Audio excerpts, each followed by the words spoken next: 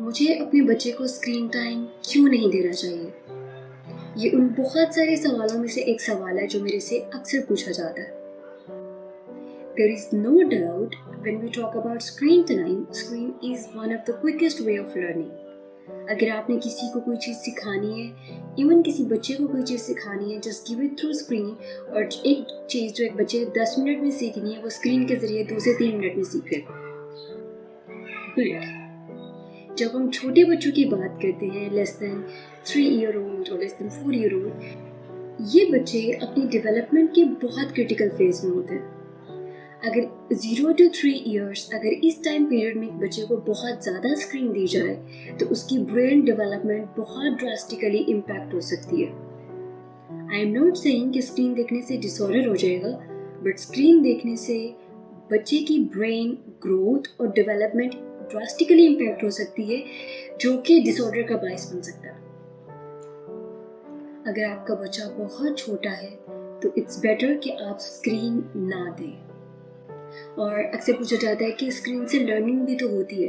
Yes, no doubt screen से learning होती है, बट जब हम न्यूरो डाइवर्जेंट बच्चों की बात करते हैं, जैसे कि हम ऑटिज्म स्पेक्ट्रम डिसऑर्डर की बात करते हैं, जैसे कि हम ADHD की बात करते हैं, अगर हम इन बच्चों के लर्निंग पैटर्न्स देखें तो ये बहुत फिक्स्ड पैटर्न्स के साथ आते हैं। अगर इन बच्चों को लर्निंग के लिए स्क्रीन दी जाए तो इसमें हाई चांसेस हैं कि वो स्क्रीन से बहुत जल्दी सीखेंगे।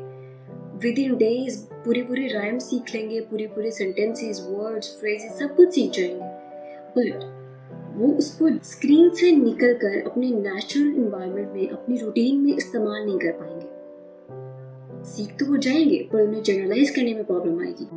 अभी आप सोच रहे होंगे कि क्या किया जाए, स्क्रीन भी नहीं देनी है पर बच्चे को सिखाना भी है, तो there is one way for you, और वो ये कि आप खुद ऑब्जर्व करें कि आपका बच्चा क्या देख रहा है, किस तरह के शोज देख रहा है, किस तरह के कंटेंट उसको अट्रैक्ट कर रहा है। उस कंटेंट को खुद देखें और उस तरह की एक्टिविटीज डिजाइन करें। जैसे कि हमारे बहुत सारे शोज हैं जो अगर हम लैंग्वेज डेवलपमेंट के हिसाब से देखें तो लैंग्वेज स्टिमुलस के लिए, लैंग्वेज सिखाने के लिए बहुत अच्छे हैं, जैसे कि मिस रेचल, जैसे कि ब्लिपी। बट मैं हरगिज़ रिकमेंड नहीं करूँगी कि आप मिस रेचल, ब्लिपी या कोई भी कार्टून सीरीज आप बच्चों को डायरेक्टली दे दें। आप क्या कर सकते हैं कि आप मिस रेचल देखें, आप देखेंगे वो किस तरह से वर्ड्स प्रोनाउंस कर रही हैं, वो किस तरह से वर्ड्स यूज़ कर रही हैं, वो कौन सी टेक्निक और स्ट्रैटेजीज यूज़ कर रही हैं, किस तरह से वो वेट, पॉज टेक्निक यूज़ कर रही हैं कि वो एक वर्ड बोलने के बाद पॉज करती हैं ताकि बच्चे उनको रिस्पॉन्ड करें।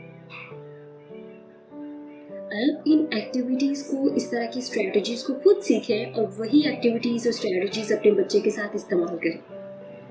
स्क्रीन और मीडिया बहुत बुरी चीज़ नहीं है, पर अगर हम इसे वाइजली इस्तेमाल करें, समझ बूझ के साथ इस्तेमाल करें, तो हम इससे बहुत सारी चीज़ें सीख सकते हैं। आई होप कि आपको ये सारी चीज़ें हेल्प आउट करेंगी और आपको ये वीडियो अच्छी लगी होगी।